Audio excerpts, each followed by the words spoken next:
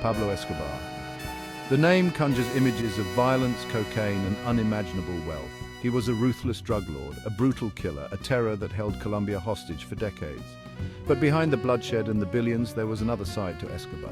A cunning strategist, a shrewd businessman, a mind as sharp as the blade of a machete. Escobar's intelligence was often overshadowed by his brutality. The world knew him for his ruthlessness, his willingness to eliminate anyone who stood in his way. Yet it was his mind, his ability to plan, strategize, and manipulate that allowed him to rise to the top of the global cocaine trade. He didn't just stumble into power, he calculated his way to the top. From a young age, Escobar displayed a sharp intellect and an ambition that knew no bounds. He started small, a petty thief on the streets of Medellin, but his aspirations quickly grew.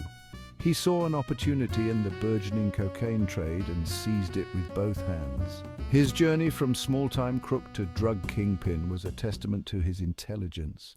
He understood the dynamics of supply and demand, the intricacies of international smuggling, the importance of loyalty and fear in maintaining control.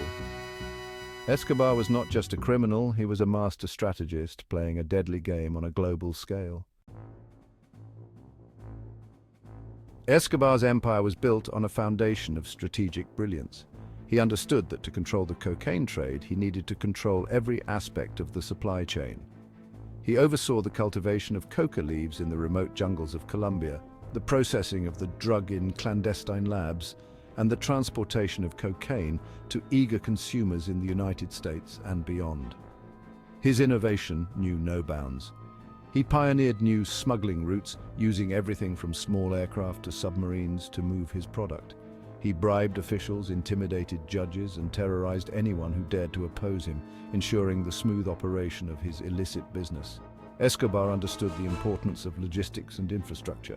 He invested heavily in communication networks, safe houses, and transportation, creating a sophisticated operation that could withstand pressure from law enforcement.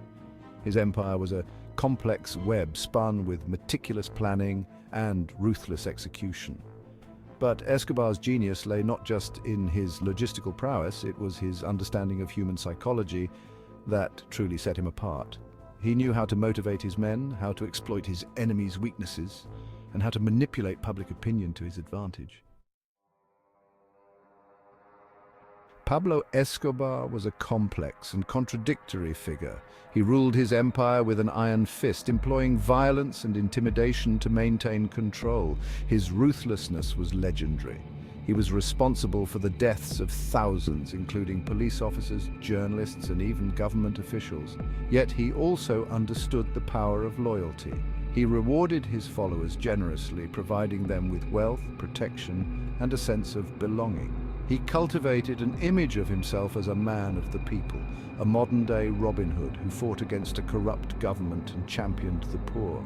His charisma was undeniable. He could be charming and persuasive, using his intelligence to win over allies and disarm enemies. He understood the importance of public image and cultivated a carefully crafted persona.